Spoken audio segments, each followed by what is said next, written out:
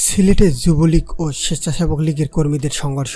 সিলেটের কালীবাড়িতে টিলা কেটে মাটি সরানোকে কেন্দ্র করে যুবলীগ ও স্বেচ্ছাসেবক লীগের মধ্যে সংঘর্ষ ও গুলি বিনিময়ের ঘটনা ঘটেছে।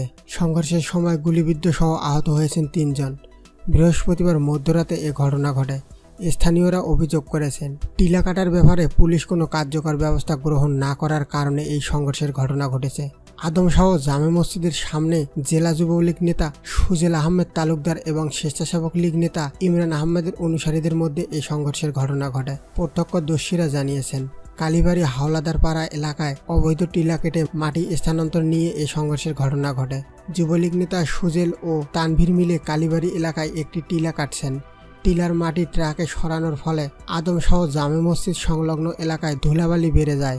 বৃহস্পতিবার দুপুরে মসজিদের সামনের রাস্তায় পানি দেওয়ার জন্য ট্রাকের চালককে বলেন স্বেচ্ছাসেবক লীগ নেতা ইমরানের অনুসারীরা।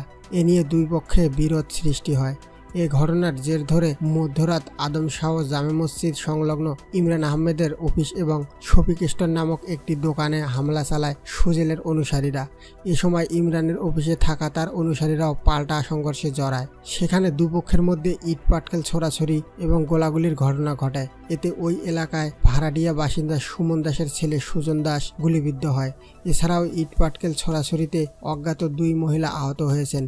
ইমরান আহমেদের পিতা আফতাব আলী বলেন, মসজিদের পরিবেশ সুন্দর রাখার জন্য তাদের রাস্তায় পানি দেওয়ার জন্য বলেছিল ইমরান, তাই তার উপর এই হামলা চালিয়েছে।